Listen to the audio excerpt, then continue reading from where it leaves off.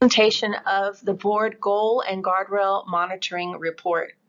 In this presentation, we will be reviewing the results for Goals 1, 2, and 3 based on the most recent 2023 STAR and EOC data. The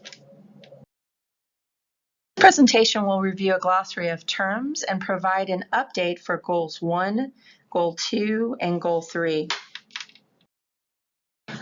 The terms that we will be using throughout this presentation are the STAR, the State of Texas Assessment of Academic Readiness, the EOC, the End of Course Assessment, which is given in Algebra 1, English 1 and 2, Biology, and U.S. History. We're also going to be discussing mostly the MEETS grade level performance, which is the state's equivalent to on grade level passing rate. We will be looking at performance on ELA, English Language Arts. We will be looking at performance on the TSI College Ready Standard. The TSI College Ready Standard is the percentage of annual graduates who have met or exceeded the College Ready benchmark, either on the Texas Success Initiative Assessment, TSIA, or the SAT, or the ACT, or by successfully completing and earning credit for a college prep course in both ELA and mathematics. We will be looking at this one statistic that incorporates whether or not a student met college ready standard on any one of these assessments. We will also be looking at students with IEPs, their performance. This is the performance of special ed students with individual education plans as defined by their ARD, Admission Review and Dismissal Committee. 1. Improve reading outcomes for all students. Increase the percentage of all students who score at the MEETS grade level on the state ELA assessment from 35% in August 2022 to 50% in August 2027. This slide provides the data for our annual targets in reading ELA for grades 3 through 11, so for STAR and EOC, in addition to our actual results for 2018 through 2023. Keep in mind that it is not appropriate to compare 2022 performance to 2023 given the significant change in the assessment's results. The reason that the information is placed on this slide is simply for your ease of reference. But again, the assessment for 2022 and 2023 were very, very different.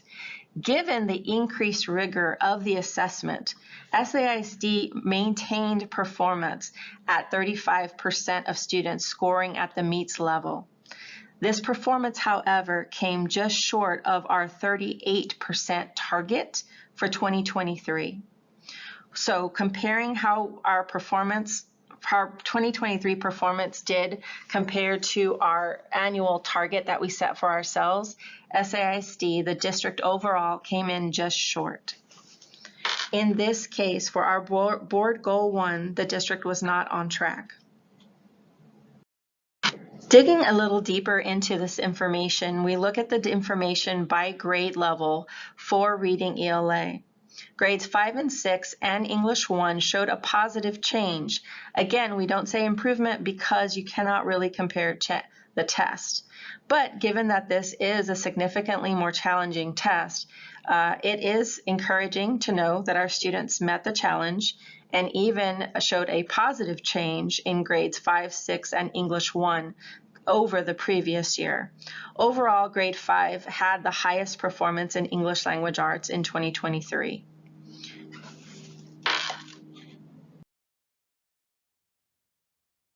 As we consider the STAR assessment, we wanted to highlight some challenges that impacted literacy education in San Antonio ISD.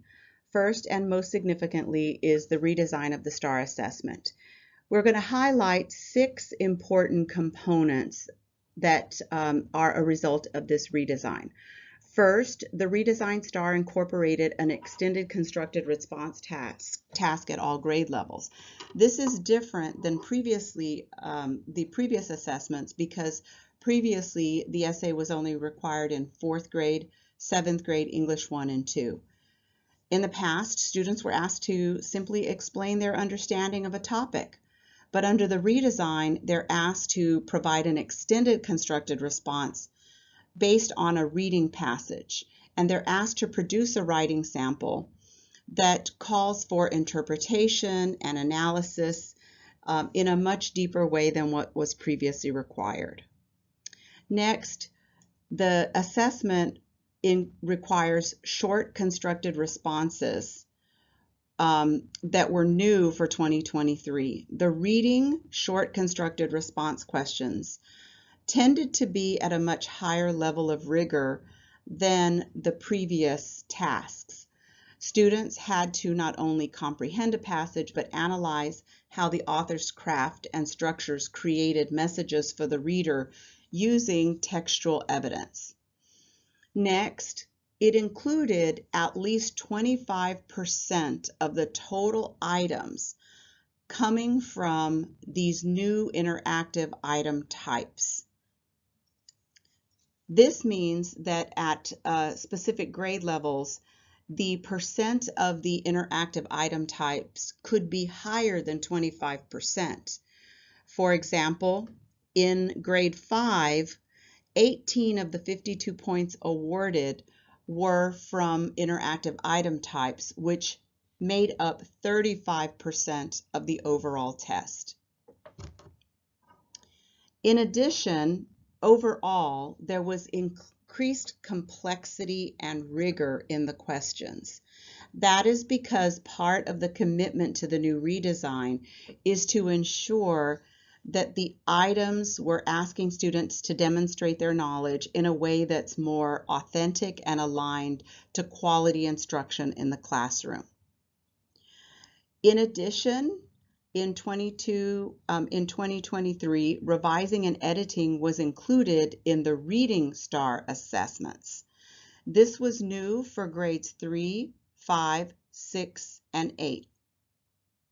In the revising section, there were also 2 new item types incorporated: inline choice and short constructed response items. This means that students were expected to combine or rewrite a sentence that was confusing, which tends to be a much harder skill for students.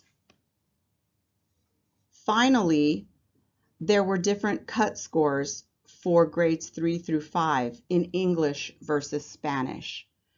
For example, TEA sets the cut scores for English and Spanish at approaches, meets, and masters. And students taking the Spanish assessment had to answer, on average, 4 additional questions correctly to be considered meets or on grade level.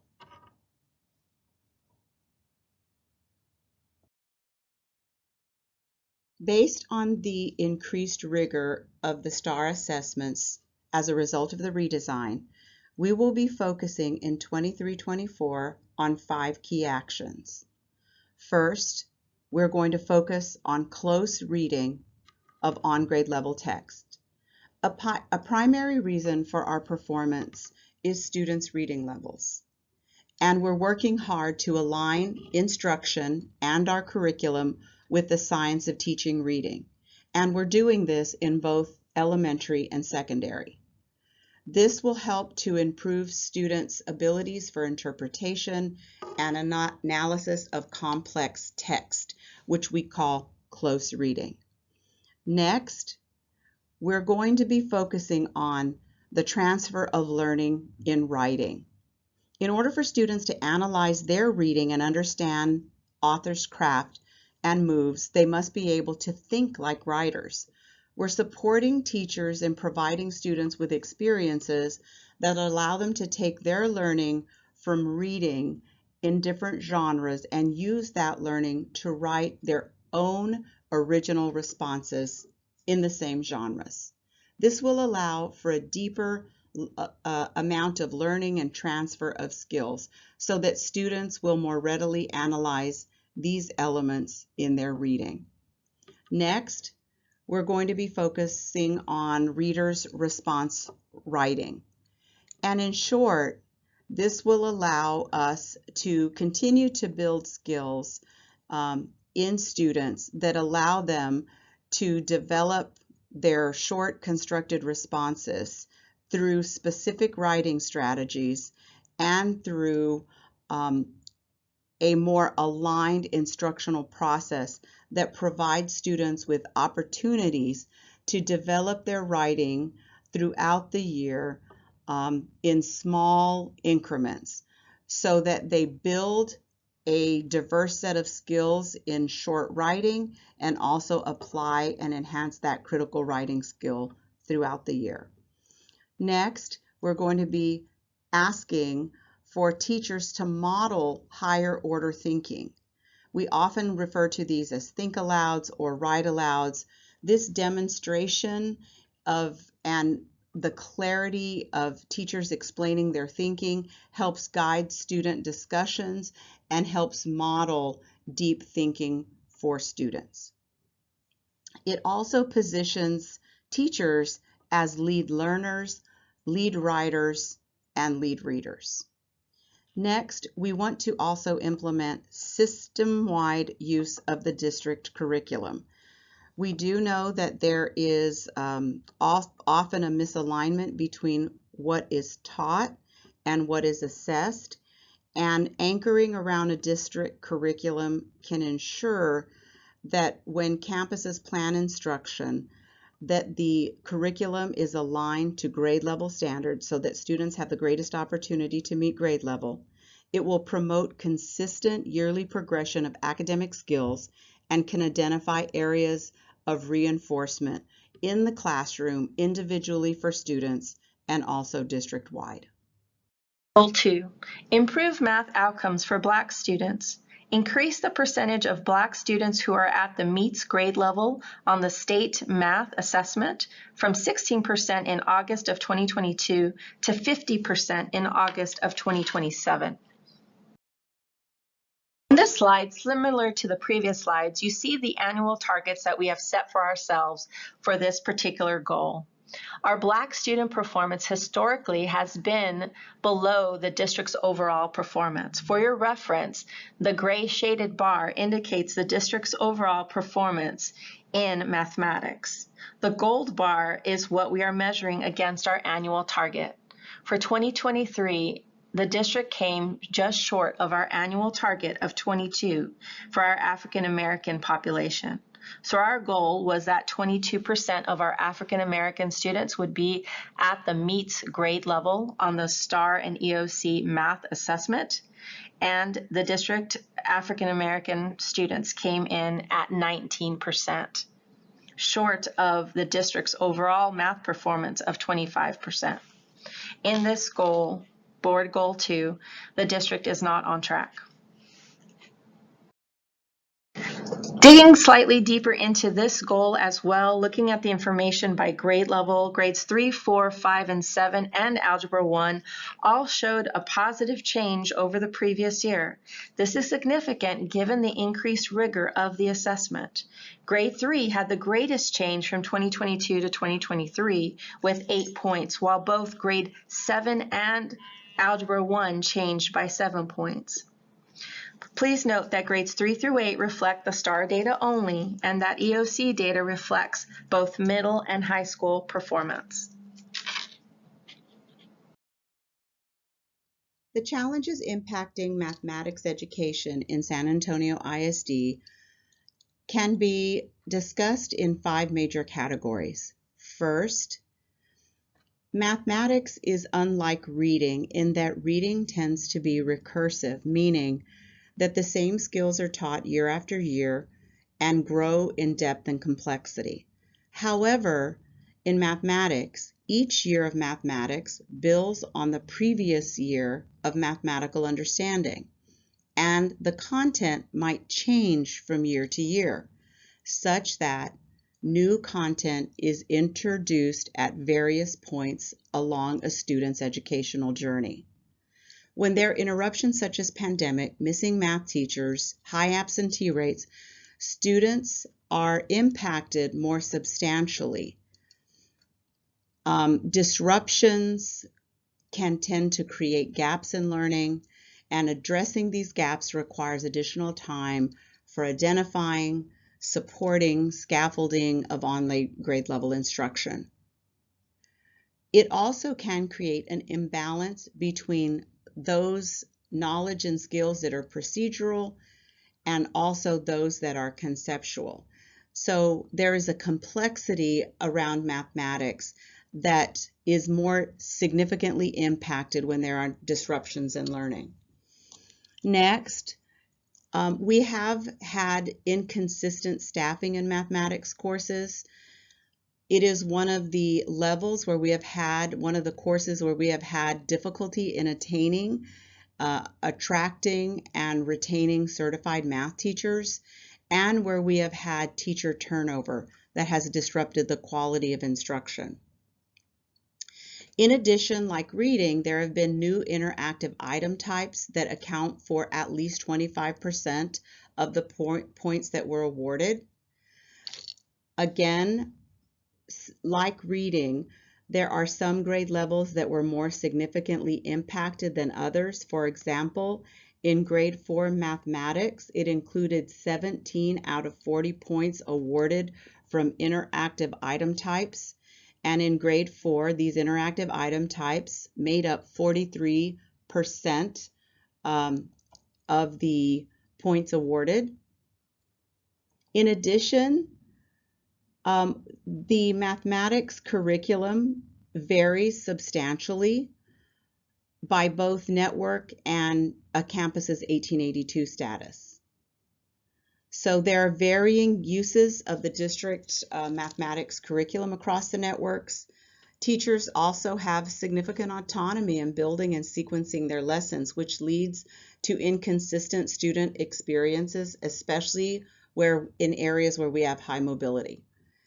And this challenge is exacerbated, as we discussed, by substitute teachers or new teachers or a gap when we have change in teachers. Then finally, we have also had limited professional development opportunities. We do have significant opportunities after school and on weekends, but because we have limited substitutes, we are not able to offer the types of professional development that we did prior to COVID. Prior to COVID, we were able to provide substitutes for teachers so that they could learn in collaboration with their colleagues of the same courses or grade levels in professional learning communities. But we have not been able to have the same pool of substitutes that would allow us to do this. So the impacts that we have received as a result post-COVID have limited our ability to provide the kind of in-depth professional development that would be offered during a full day during the school year. And we have a need to train our long-term substitutes and non-certified teachers, and to do this in a way very similar to the way we support our teachers, because we recognize that many of our classrooms will have long-term subs for a majority, if not the entire school year.